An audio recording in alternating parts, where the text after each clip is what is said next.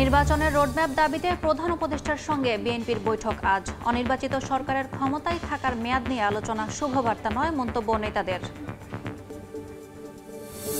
বাড়ি ভাড়ার পথ বন্ধ, দ্রুত সময়ে হোটেল ভাড়াও করতে না পারলে 1000-এর বেশি মুসল্লির হজ যাত্রায় অনিশ্চয়তা। 20 এজেন্সির লাইসেন্স বাতিলের হুঁশিয়ারি মন্ত্রণালয়ের।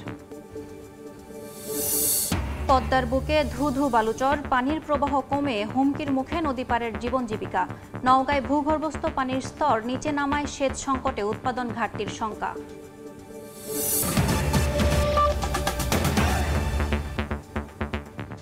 সময় সংবাদের সঙ্গে আছি আমি ইয়াসমিন অনন্যা। প্রধান উপদেষ্টা অধ্যাপক মোহাম্মদ ইউনূসের সঙ্গে আজ বৈঠকে বসবে বিএনপি। নির্বাচনের রোডম্যাপ সহ সমসাময়িক বিষয়ে আলোচনা হবে বলে জানিয়েছেন দলটির নেতারা। তারা বলছেন, অনির্বাচিত সরকারের ক্ষমতায় থাকার মেয়াদ নিয়ে নানা কথাবার্তা গণতন্ত্রের জন্য শুভবার্তা নয়। বৈঠকে বিএনপির প্রতিনিধি দল অংশ নেবে মির্জা ফখরুল ইসলাম আলমগীরের নেতৃত্বে। বুধবার রাষ্ট্রীয় অতিথি ভবন যমুনায় প্রধান উপদেষ্টা ডক্টর মোহাম্মদ ইউনূসের সঙ্গে বৈঠকে বসবে বিএনপি। দুপুর 12টায় বৈঠকে যোগ দেবেন দলের মহাসচিব মির্জা ফখরুল ইসলাম আলমগীরের নেতৃত্বে শীর্ষ পর্যায়ের প্রতিনিধি দল। এবছর ডিসেম্বর থেকে আগামী বছরের জুনের মধ্যে নির্বাচন হবে। চলতি বছরের ডিসেম্বর থেকে আগামী জুনের মধ্যে জাতীয় সংসদ নির্বাচন অনুষ্ঠানের কথা বলে আসছেন প্রধান উপদেষ্টা এবং তার দফতর। এমন ঘোষণায় বিএনপি যে আশ্বস্ত নয় তা বারবারই বলে আসছেন দলের শীর্ষ পর্যায় থেকে সর্বস্তরের নেতাকর্মীরা। সুনির্দিষ্ট রোডম্যাপ দিলেই কিন্তু আপনার রাজনৈতিক সংকটগুলো যেগুলো আছে সেগুলো কিন্তু অনেকাংশে কমে যাবে। তাই অন্তর্বর্তী সরকার প্রধানের সঙ্গে বৈঠকে সুনির্দিষ্ট রোডম্যাপ ঘোষণার বিষয়টি প্রাধান্য পাবে বলে মনে করেন দলের সিনিয়র নেতারা। নির্বাচনের প্রস্তুতি কেন্দ্রিক কাজ শেষ করার তাগাদাও থাকতে পারে দলটির পক্ষ থেকে। আমরা নিশ্চিত হতে চাই যে জাতীয় সংসদ নির্বাচনের লক্ষ্যে মাননীয় প্রধান উপদেষ্টা যদি দ্রুত রোডম্যাপ দেন তাহলে এই সমস্ত পরিস্থিতি এটা স্থিতিশীল অবস্থায় আসবে। এই সরকারের এত দায়িত্ব না যে মূল সংস্কারগুলো ধরে নির্বাচনকে বিলম্বিত করা। নির্বাচন বিলম্বিত মানে জনগণের সরকার বিলম্বিতে সরকার গঠন করা। অনির্বাচিত সরকারের ক্ষমতায় থাকার মেয়াদ নিয়ে নানা কথাবার্তা গণতন্ত্রের জন্য শুভ বার্তা নয় বলেও মন্তব্য করেন তারা। আগেও যেভাবে কথা বলেছে এখনো জনগণের প্রত্যাশা পূরণে যা যা প্রয়োজন সেই কথাগুলো দল বলবে বলে আমি আশা করি। সরকার সংশ্লিষ্ট অনেকেই বিভিন্ন বিষয়ে শেয়ার করছেন, যাতে করে মনে হয়েছে একটা বিভ্রান্তি সৃষ্টি করার প্রয়াস পাচ্ছে যে এই সরকার যেন অনির্বাচিত অবস্থায় অনির্দিষ্টকাল ক্ষমতায় থাকতে পারে, যেটা গণতন্ত্রের জন্য শুভবার্তা দেয় না। এছাড়া 1.5 বছর আগে দলটির দেয়া 31 দফা বাস্তবায়নে জাতির কাছে বিএনপি প্রতিশ্রুতিবদ্ধ বলেও জানান নেতারা। এদিকে 17 এপ্রিল জাতীয় ঐক্যমত্য কমিশনের সঙ্গে বৈঠক রয়েছে বিএনপির। সাথীরা শারমিন, সময় সংবাদ, ঢাকা। এদিকে প্রধান উপদেষ্টার সঙ্গে বৈঠকের আগে বিএনপির স্থায়ী কমিটির বৈঠক অনুষ্ঠিত হয়েছে। রাতে রাজধানীর গুলশানে দলের চেয়ারপারসনের রাজনৈতিক কার্যালয়ে এই বৈঠক হয়। দলের ভারপ্রাপ্ত চেয়ারম্যান তারেক রহমান লন্ডন থেকে ভার্চুয়ালি যুক্ত হয়ে বৈঠকে সভাপতিত্ব করেন। উপস্থিত ছিলেন আব্দুল মঈন খান, নজরুল ইসলাম খান, মির্জা ফখরুল ইসলাম আলমগীর, সালাউদ্দিন আহমেদ সহ দলের স্থায়ী কমিটির সদস্যরা।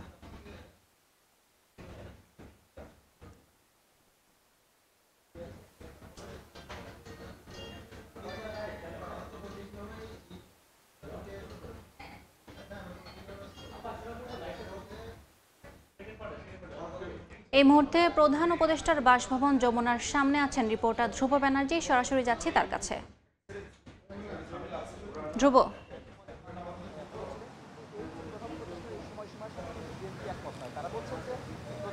আগস্টের পর প্রধান উপদেষ্টা হিসাবে ডক্টর মোহাম্মদ ইউনূস দায়িত্ব গ্রহণ করার পর বেশ কয়েকটি রাজনৈতিক দলের সঙ্গে তিনি সাক্ষাৎ করেছেন এবং বিভিন্ন বিষয় নিয়ে বৈঠক করেছেন। সেই সময়টাতে মূলত বিভিন্ন রাজনৈতিক দল থাকলেও আজকে আমরা যেটা জানতে পেরেছি যে আজকে শুধুমাত্র বিএনপির সঙ্গে ডক্টর মোহাম্মদ ইউনূসের একটা বৈঠক হওয়ার কথা রয়েছে, যেটা শুরু হবে আজকে বেলা ঠিক 12টায়।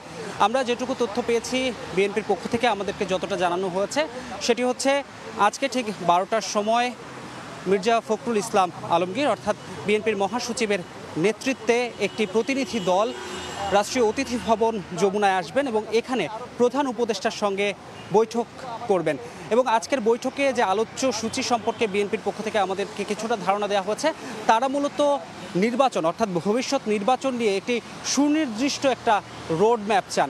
অর্থাৎ বর্তমান সরকার অর্থাৎ অন্তর্বর্তীকালীন সরকারের পক্ষ থেকে নির্বাচন নিয়ে যে রোডম্যাপটি দেয়া হচ্ছে, বিএনপি মূলত বলছেন যে এই নির্বাচনের যে রোডম্যাপটি রয়েছে সেটা সুনির্দিষ্ট নয়। সুতরাং নির্বাচন ইস্যুতে আজকে প্রধান উপদেষ্টার সঙ্গে মির্জা ফখরুল ইসলাম আলমগীরের নেতৃত্বে একটি প্রতিনিধি দল আলোচনা করবেন এবং নির্বাচনের যে সুনির্দিষ্ট রোডম্যাপ রয়েছে সেই রোডম্যাপটি চাইবেন। পাশাপাশি বিভিন্ন সংস্কার ইস্যুতেও কথা হবে। আমরা জানি অন্তর্বর্তী সরকার দায়িত্ব নেওয়ার পর থেকে সংস্কার ইস্যুটা সবার সামনে এসেছে এবং বিভিন্ন রাজনৈতিক দল বিভিন্ন কথা বলছে।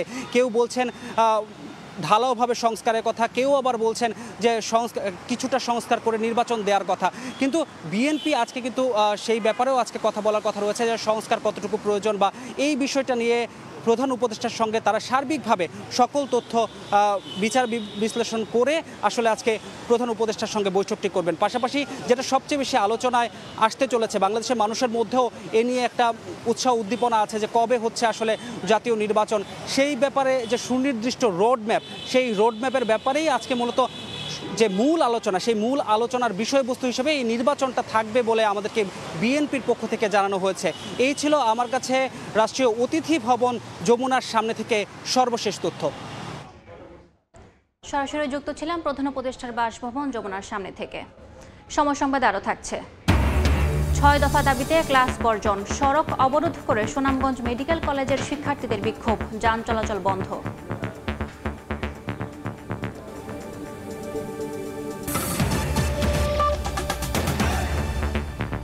এবছর হজে যেতে আগ্রহী 1000-এর বেশি হজযাত্রীর বাড়ি ভাড়া চুক্তি করতে পারেনি সংশ্লিষ্ট 20টি এজেন্সি।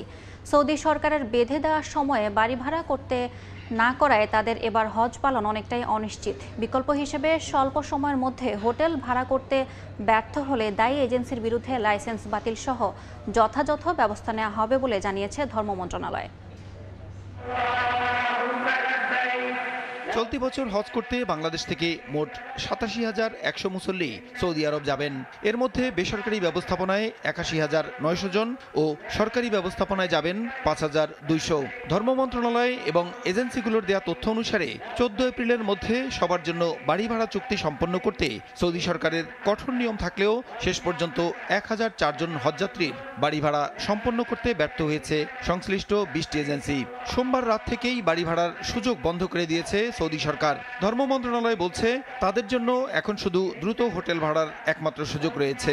একজন হাজিরও বাড়ি ভাড়া অবশিষ্ট না থাকে, তো তারই ধারাবাহিকতায় সর্বশেষ মক্কাতে 984 জনের এবং মদিনাতে মাত্র 20 জনের বাকি ছিল।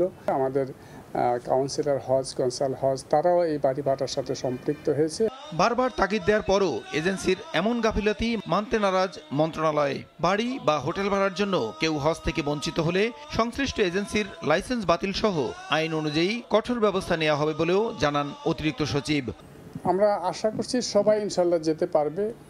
তো এটি ছাড়াও আরও অনেক বিষয়ে যদি কোনো এজেন্সির বিরুদ্ধে কোনো অভিযোগ হয় সেই বিষয়গুলো আমরা হজ ও উমরা ব্যবস্থাপনা আইন 2021 অনুসারে ব্যবস্থা গ্রহণ করে থাকি। আগামী 29 এপ্রিল থেকে শুরু হবে হজ ফ্লাইট। এবার হজযাত্রীদের অর্ধেক পরিবহন করবে রাষ্ট্রীয় পতাকাবাহী বিমান বাংলাদেশ এয়ারলাইন্স এবং বাকি অর্ধেক পরিবহন করবে সৌদিয়া ও ফ্লাইনাস এয়ারলাইন্স। প্রসূন আশিস, সময় সংবাদ, ঢাকা। বিভিন্ন দাবিতে ক্লাস বর্জন করে বিক্ষোভ কর্মসূচি পালন করছেন সুনামগঞ্জ মেডিকেল কলেজ হাসপাতালের শিক্ষার্থীরা। বিস্তারিত জানাতে ক্যাম্পাসে আছেন সহকর্মী হিমাদ্রি শেখর ভদ্র। সরাসরি যাচ্ছি তার কাছে।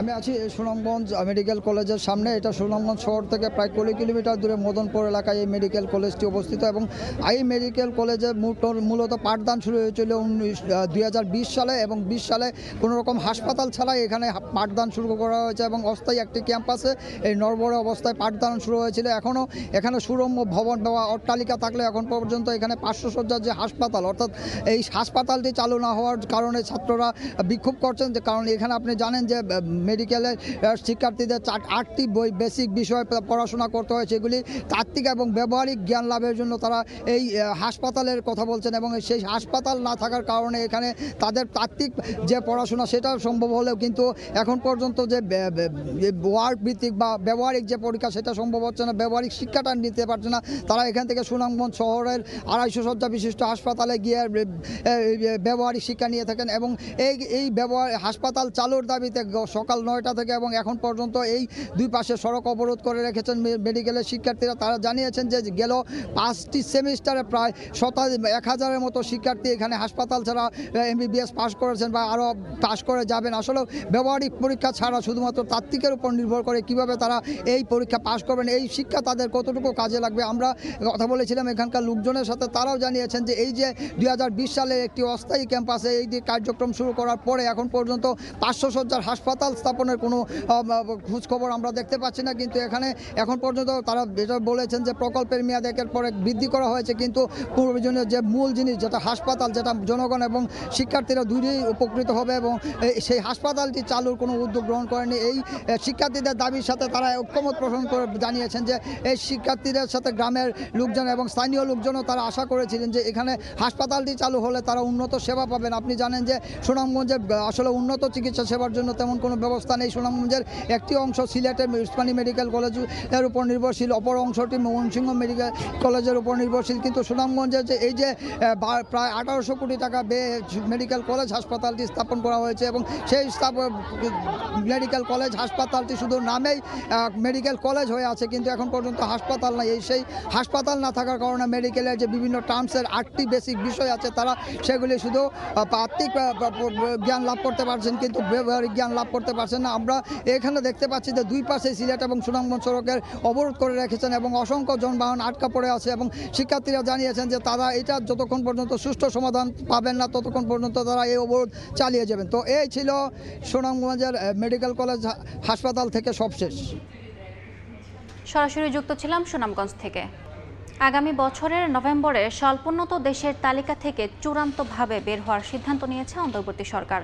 কিছু তথ্য অতিরঞ্জিত হলেও এলডিসি উত্তরণের 3 সূচকে মাপকাঠি পূরণের ওপরে বাংলাদেশ এমনটা উল্লেখ করে অর্থনীতিবিদরা বলছেন এলডিসি উত্তরণ না করার কোনো যৌক্তিক কারণ নেই। এদিকে রফতানি খাতকে প্রতিযোগিতায় টিকিয়ে রাখতে ব্যাংক ঋণ, নীতিগত সহায়তার পাশাপাশি প্রয়োজনে নগদ প্রণোদনার মতো সুনির্দিষ্ট উদ্যোগের উপরও জোর দিচ্ছেন ব্যবসায়ীরা। ইয়ানুর শিফাতের প্রতিবেদনে বিস্তারিত। 2026 সালে স্মুথ ট্রানজিশন স্ট্র্যাটেজি আমরা প্রিপারেশন হিসেবে করব।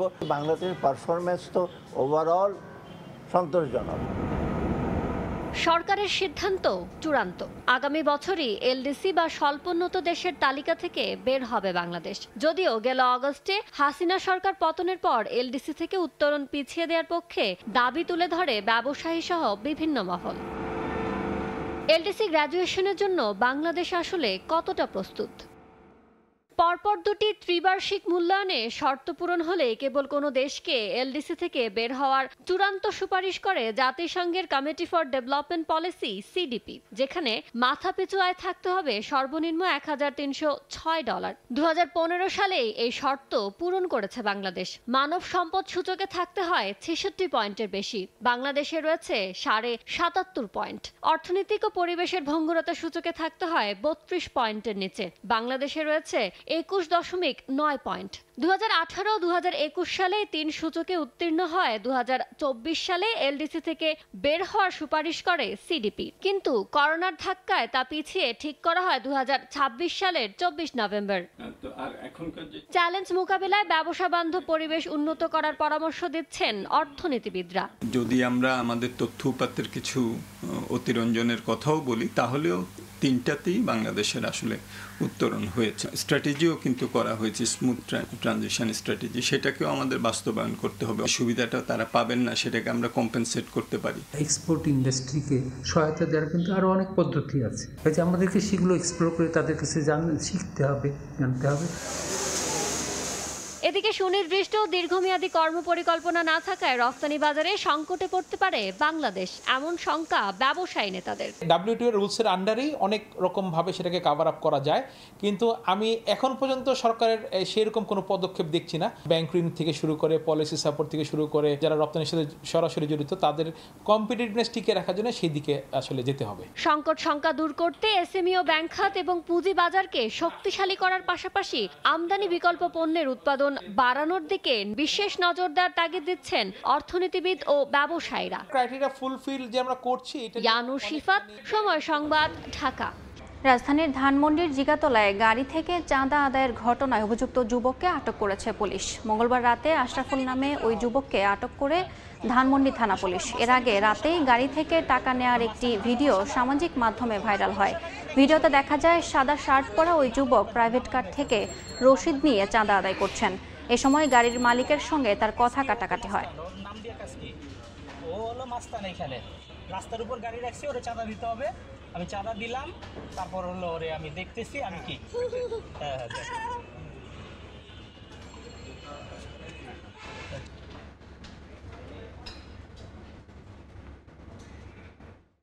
বগুড়ায় দুর্ঘটনা কবলিত মোটরসাইকেল হেফাজতে নিতে গিয়ে হামলায় আহত হয়েছেন 2 পুলিশ সদস্য। হামলাকারীরা কিশোর গ্যাংয়ের সদস্য বলে জানায় পুলিশ। মঙ্গলবার রাতে 2 ব্যক্তির মধ্যে মারামারির খবর পেয়ে পুলিশের 2 সদস্য শহরের কালীতলা এলাকায় যান। সেখানে মোটরসাইকেল দুর্ঘটনায় আহত অজ্ঞাত এক পুরুষ ও নারীকে উদ্ধার করে হাসপাতালে পাঠানো হয়। দুর্ঘটনা কবলিত মোটরসাইকেল হেফাজতে নিতে গেলে আহতদের বন্ধুরা পুলিশের ওপর চড়াও হয়। পরে তারা মব তৈরি করে কিল ঘুষি ও লাঠি সোঁটা দিয়ে 2 পুলিশ কর্মকর্তাকে বেধড়ক মারধর করে। এক পর্যায়ে মোটরসাইকেল নিয়ে পালিয়ে যায়। খবর পেয়ে অতিরিক্ত পুলিশ সদস্য ঘটনাস্থলে গিয়ে আহত 2 কর্মকর্তাকে উদ্ধার করেন।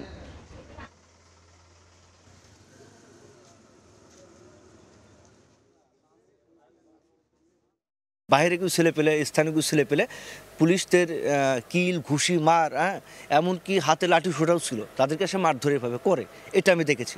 আমাদের 2 জন পুলিশ সদস্য, একজন সাব ইন্সপেক্টর, একজন ASI, তারা আহত হয়েছে। তাদের শহীদ রহমান মেডিকেল কলেজে প্রেরণ করা হয়েছে চিকিৎসার জন্য। আর এই অজ্ঞাতনামা যারা এই আক্রমণ করেছে তাদের আইডেন্টিফাই করার জন্য আমাদের একাধিক পুলিশের টিম কাজ করছে এবং তাদের আইডেন্টিফাই করার পরে আমরা মামলা রুজু করে যথাযথ কঠোরভাবে আইনগত ব্যবস্থা গ্রহণ করব। রাজশাহীতে এক সময়ের প্রমত্তা পদ্মা এখন মৃতপ্রায়। নদীর বুকে ধুধু বালুচরের রাজত্ব। পানির প্রবাহ আগের মতো না থাকায় নদী পাড়ের মানুষের জীবন জীবিকা হয়ে পড়েছে বিপর্যয়ের মুখে। পদ্মার এমন পরিস্থিতির জন্য ফারাক্কা এবং আন্তর্জাতিক পানির ন্যায্য হিস্যা বুঝে নিতে না পারাকেই দায়ী করছেন সংশ্লিষ্টরা। শাহিন আলমের রিপোর্ট, ছবি তুলেছেন আব্দুস সালাম। এক সময়ের প্রমত্তা পদ্মা এখন দেখে চেনার উপায় নেই। যে নদীতে প্রবাহিত হতো প্রবল স্রোত, সেই নদীর বুকে জেগে উঠেছে বিস্তৃত বালুময় চর। বিগত কয়েক বছরের তুলনায় এবার পদ্মায় পানি প্রবাহ কমেছে আশঙ্কাজনকভাবে। যৌথ নদী কমিশন থেকে পাওয়া তথ্য মতে এবছর 1 জানুয়ারি থেকে এখন পর্যন্ত প্রতি 10 দিন অন্তর পানির পরিমাণ হার্ডিজ ব্রিজ পয়েন্টে যথাক্রমে 63,113 কিউসেক, 48,518 কিউসেক, 48,359 কিউসেক, 43,926 কিউসেক। পানির প্রবাহ ঠিকমতো না থাকায় নদী পাড়ের মানুষের জীবন জীবিকা পড়েছে হুমকির মুখে। মাছ ধরে বা নৌকা বেয়ে জীবিকা চালানো জেলে ও মাঝিদের অনেকেই এখন কর্মহীন। তাদের ভাষ্য, নদীতে একসময় জাল ফেললে বিপুল পরিমাণ মাছ পাওয়া যেত, অথচ তারা এখন সারাদিনে 2-3 কেজির বেশি মাছ ধরতে পাচ্ছেন না। পানি তো কম, মাছ নদীতে কম। কত মাছ হয়েছে, মানুষ খাইছে, তো মাছটা নাই। সারাদিন বেড়াইলে এক পা মাছ হয় না। পানিও ছিল, মাছও ছিল, এখন পানিও সেরকম না, মাছও নাই, হারিয়ে গেছে। পানি উন্নয়ন বোর্ডের ঊর্ধ্বতন কর্মকর্তা পদ্মায় পানি প্রবাহ কমার পেছনে ফারাক্কা ব্যারেজকে দায়ী করেন।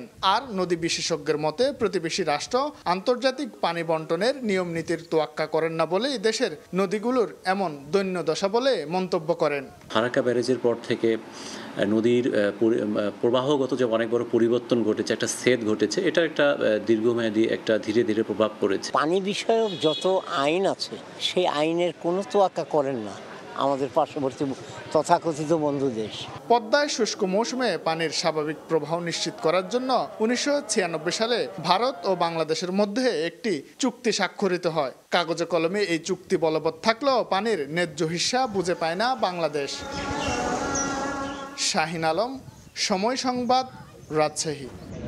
$220 কোটি অনুদান স্থগিতের পর এবার হার্ভার্ড বিশ্ববিদ্যালয়ের করমুক্ত সুবিধা বন্ধের হুমকি দিয়েছেন মার্কিন প্রেসিডেন্ট ডোনাল্ড ট্রাম্প। যুক্তরাষ্ট্রে ইসরায়েল বিরোধী প্রচারণা ঠেকাতেই এমন পদক্ষেপ বলে জানিয়েছে মার্কিন প্রশাসন। এদিকে হার্ভার্ডের জেনারেল কাউন্সিল অ্যান্ড্রু ক্রেসপো বলেছেন, এই ধরনের হস্তক্ষেপ উচ্চশিক্ষায় আগ্রহী শিক্ষার্থীদের বঞ্চিত করবে। যুক্তরাষ্ট্র থেকে হাসানুজ্জামান সাকির রিপোর্ট। হার্ভার্ড বিশ্ববিদ্যালয়ের জন্য বরাদ্দ $220 কোটি ফেডারেল তহবিল স্থগিতের ঘোষণা দিয়েছিলেন মার্কিন প্রেসিডেন্ট ডোনাল্ড ট্রাম্প। এবার যুক্তরাষ্ট্রের সবচেয়ে প্রাচীন এই বিশ্ববিদ্যালয়টির মূল্যবান কর ছাড় সুবিধাও বাতিলের হুঁশিয়ারি জানিয়েছেন ট্রাম্প। এরই মধ্যে হার্ভার্ডে নিয়োগ, ভর্তি প্রক্রিয়া এবং পাঠদানের ধরনে পরিবর্তন আনার নির্দেশ দিয়েছে হোয়াইট হাউস। ক্ষমতায় ফেরার পর থেকেই শীর্ষস্থানীয় বিশ্ববিদ্যালয়গুলোর নীতিমালা ও কাঠামো পুনর্গঠনের উদ্যোগ নিয়েছেন প্রেসিডেন্ট ট্রাম্প। এর অংশ হিসেবে ফেডারেল তহবিল স্থগিত করেন তিনি, যার একটি বড় অংশই গবেষণার জন্য নির্ধারিত। মার্কিন প্রশাসনের দাবি, এসব পরিবর্তনের মাধ্যমে বিশ্ববিদ্যালয় ক্যাম্পাসে ইহুদি বিরোধিতা মোকাবিলা করা সম্ভব হবে। গত সোমবার হার্ভার্ড বিশ্ববিদ্যালয়ে ট্রাম্প প্রশাসনের কিছু দাবি প্রকাশ্যে প্রত্যাখ্যান করেছে। প্রথমবারের মতো যুক্তরাষ্ট্রের শীর্ষ কোনো বিশ্ববিদ্যালয় এমনটি করার নজির দেখিয়েছে। বিশ্ববিদ্যালয় কর্তৃপক্ষের অভিযোগ, হোয়াইট হাউস তাদের শিক্ষাঙ্গনকে নিয়ন্ত্রণের চেষ্টা করছে। হার্ভার্ডের জেনারেল কাউন্সিল অ্যান্ড্রু ক্রেসপো এই ঘটনায় হতাশা প্রকাশ করে বলেছেন, এই ধরনের হস্তক্ষেপের কারণে আগ্রহী শিক্ষার্থীরা উচ্চশিক্ষা থেকে বঞ্চিত হবে। হাসানুজ্জামান সাকি, সময় সংবাদ, যুক্তরাষ্ট্র। এ পর্যায়ে শীর্ষ সংবাদগুলো জানিয়ে দিচ্ছে আরেকবার। নির্বাচনের রোডম্যাপ দাবিতে প্রধান উপদেষ্টার সঙ্গে বিএনপির বৈঠক আজ। অনির্বাচিত সরকারের ক্ষমতায় থাকার মেয়াদ নিয়ে আলোচনার শুভবার্তা নয়, মন্তব্য নেতাদের। এবং বাড়ি ভাড়ার মেয়াদ শেষ, দ্রুত হোটেল ভাড়া না করতে পারলে 1000-এর বেশি মুসল্লির হজযাত্রায় অনিশ্চয়তা। ব্যর্থ হলে এজেন্সি লাইসেন্স বাতিলের হুঁশিয়ারি মন্ত্রণালয়ের।